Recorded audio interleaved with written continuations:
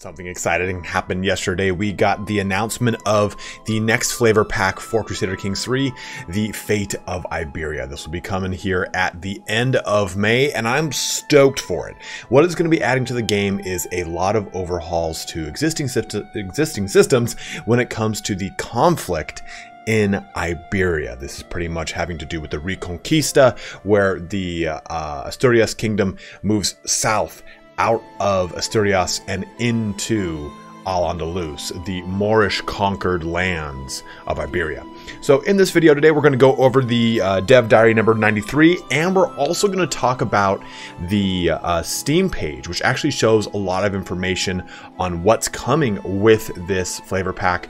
We know that we've got some future dev diaries that'll give us more and more information leading up to that release in late May. So we're going to dive in on some of this, and there's a lot of fun, interesting things to kind of go through and divulge from some of the pictures they've shown us. So there's not a lot of information.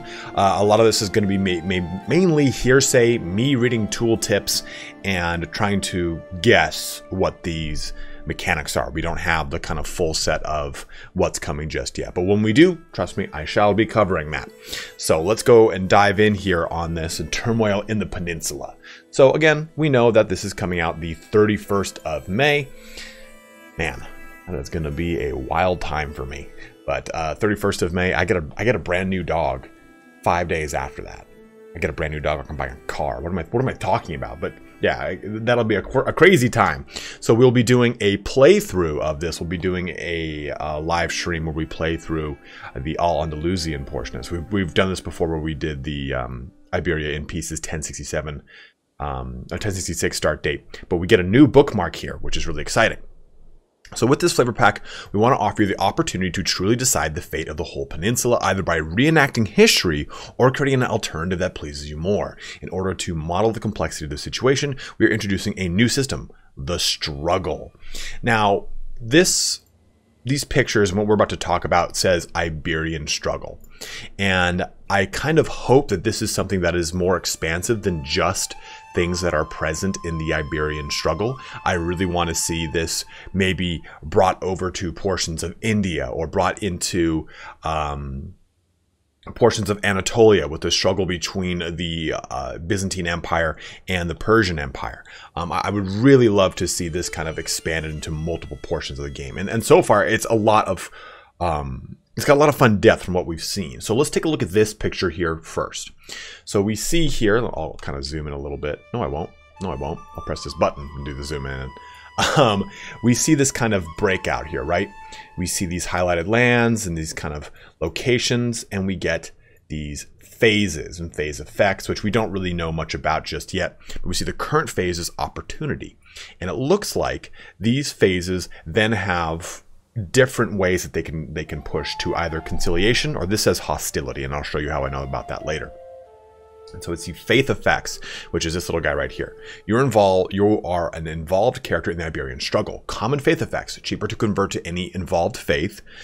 Using convert faith in county within the struggle region proceeds faster, but holy wars cannot be declared in the struggle region. Effects for involved interfaith marriages are available between involved characters. So this is a pretty cool way to kind of curb the rampant holy wars that would otherwise be the primary focus of a campaign in Iberia, where you are either Muslim or Christian doing holy wars on the conflicting faith and thusly trying to conquer everything. It's kind of a rinse and repeat playstyle in the current iteration of CK3. So it's a very cool way to do things. And this catalyst towards hostility, with this one right here, complete catalyst any number of times to increase the phase progress. Break a truce with the involved Duke, King, Head of Faith, or Cultural Head, which is 10, and you can see how this kind of goes 10, 10, 5, 5, and 5. Reveal the secret of a Duke, kill an involved Duke, convert an involved character or county, use a hook on involved king, or so on and so forth. So very interesting to see that you can kind of, you kind of have to play a game of politics attached to the war here, right? It's not just simply, we declare Reconquista, we're going to move out of the Pyrenees and retake all of al-Andalus, which was, as we know from history, a multi-century ordeal. So I really like this kind of a natural pacing to it. You know, like I've played the Iberia in pieces 1066 bookmark, and I was able to establish the Empire of Hispania, and I think 2 generations, maybe 1. Like, I think either my son or my son's son was able to do it. And that's cool if I'm trying to blitz through the game, but I want it to have more flavor, to have more weight to it. And I think this is a really cool way to create a fun conflict in and of the that kind of surrounding time period. So the struggle will both create new opportunities and add constraints for the rulers within Iberia. A new 867 bookmark features a revamped Iberian cast of characters, giving players the perfect place to jump in and deflect history as they see fit, which is pretty spicy. The struggle will persist into the 1066 start date as well. The bookmark lets you choose between different vassals, either from the Christian kingdoms or al-andalus. So we can see here's our new bookmark for the struggle for Iberia. And this is pretty cool here because we get some pretty interesting characters. Mainly here is the Count, whose name I'm just not even going to try to butcher. I know Gutierrez is pretty easy for me to hit, but Count Gutierrez has actually a pretty significant history attached to him. He has this kind of lineage back to the last Visigothic king, as it is supposedly told. And that also gives him lineage back to some possible Roman emperor lineages. So there's a really cool backstory into him. And he goes on to, his line goes on to create the County of Coimbra. So if we look at the current iteration of the game, well, you know, let's go down here a little bit further first. We'll take a look at this. We also see the opportunity to update the map, refining the county and duchy divisions as well as the cultures and faiths. This means the stage is more accurately set for the start for our game. And it says here we focus on the northern part of the region. So let's now pop into Crusader Kings 3 real quick. So this is what Crusader Kings 3 looks like right now, right? If I were to take a look at this, we can see Zaragoza, we can see Molina, Barcelona. All of these things are kind of an Alto Aragon, Nevada. All these things are pretty much set right now in the game. And if I take a look at the Count Gutierrez as it is, he is of the House Coimbra.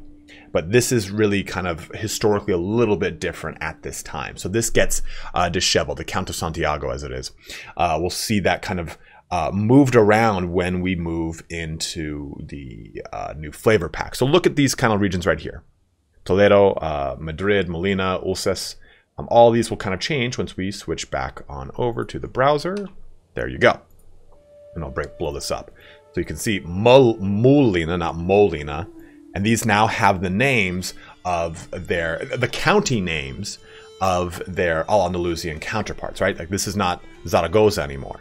This Barcelona is larger. So you get a better division and a proper kind of representation of what these lands were at their time before the expansion south from the Pyrenees of the Basque and Asturian people. So I think it's Astur, if I'm talking adjective wise, I'm not sure, but I really do kind of like this putting into historical context because it then fits how this plays out as the actual flavor pack itself. So if we go down here, we can see too they've split up the cultures, and we'll pop back into the game too. We take a look at the cultural split here.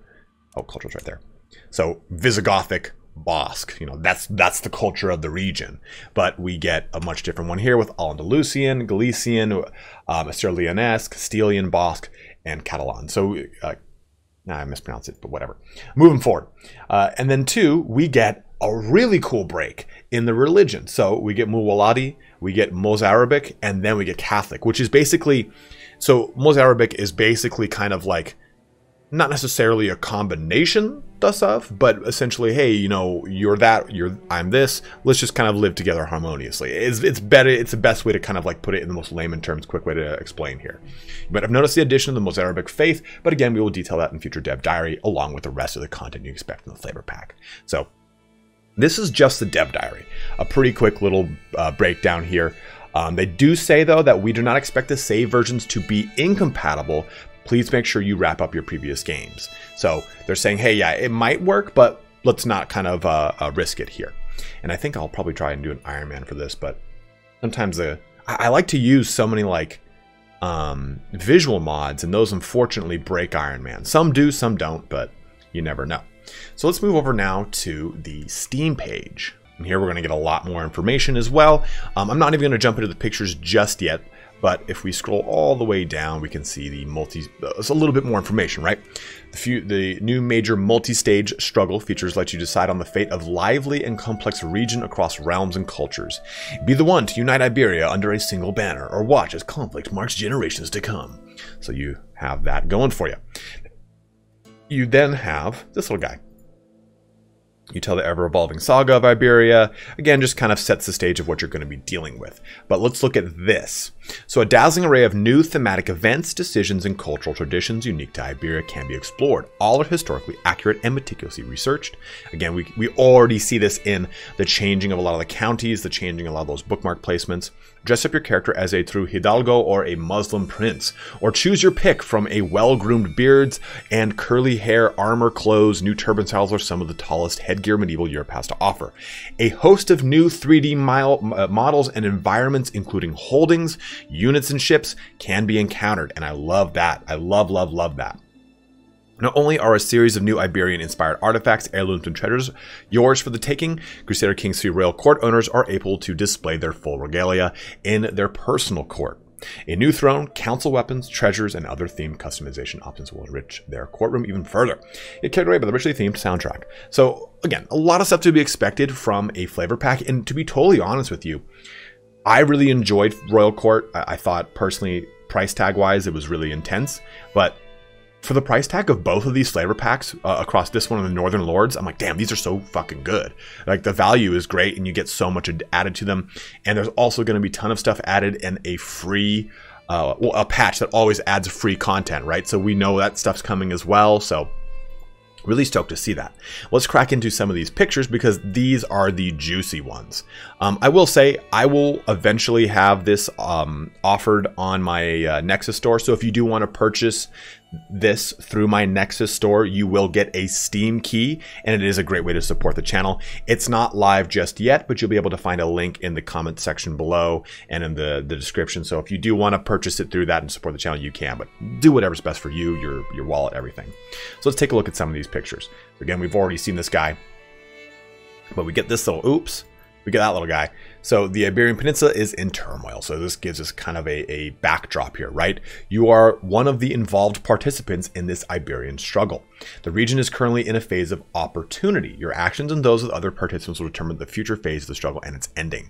Inspect each icon to view the current struggle phase effects. So you can see that as you progress through these phases, it has four big effects on your war, culture, faith, and others, probably diplomatic things of some way, some sort.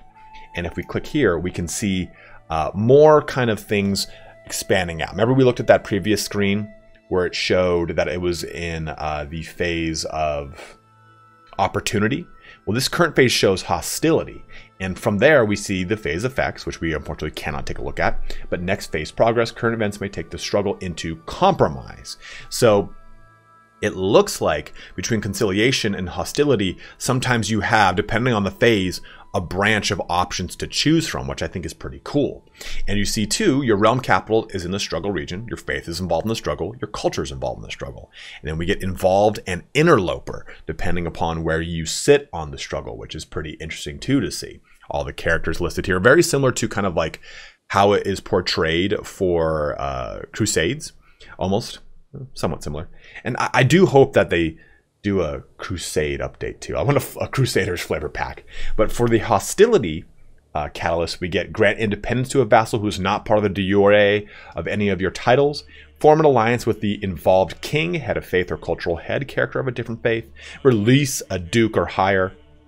And grant better contract or title to a vassal from a different faith and or culture.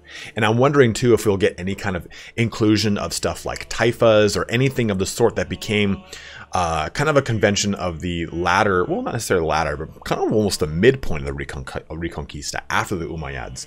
So I do wonder how that's all going to play out and if it will actually play out as a part of this flavor pack. Moving into this too, we have the current phase of compromise, which gives us 3 ends to the struggle. Our Aragonian dominance, because this looks like we are at, it looks like this is the Aragonese crown, because it's the Kingdom of Aragon. Status quo, which we'll see the effect of status quo in just a second, or detente. I don't know what it means. So I'm really curious to see more about these other two, because here's what the status quo does. This is pretty juicy. So effects, status quo here. You gain the nickname The Pragmatic. Every independent or separated duchy in the Iberia region becomes a de jure kingdom. Connected and completed controlled duchies transfer de jure to the primary kingdom of their top liege. Every de jure kingdom in the Iberia region becomes a de jure empire, and the empire of Hispania is permanently destroyed. That's wild to me. The Holy War for Duchy and Conquer Duchy CBs against other involved cultures' faiths increased by 50%. Your dynasty gains renown, and then the two independent involved rulers' houses get compromise and regional strongholds. So very, very spicy ending to this. You can really determine how this comes about. Is it status quo where kind of everyone gets a huge piece of the pie? Is there some sort of ceasefire more or less, or is there a dominance of whatever faction you're playing as in the Iberian struggle? I do love that. Also looks like chess is being added in the same kind of format as the duel system, or even the sparring system that's been present here that was added in royal courts for certain cultural tenets, pig holes, whatever it's called. Big hole's not a word. Champion the faith of the country Basques. Jesus, the first time reading in my life, I can tell. Unfortunately, we only see the requirements of this, and they're pretty juicy. You must completely control at least 9 counties from Old Vasconia. The date is 1200 or earlier. You're an independent ruler, and at least one of these rivals with the Pope.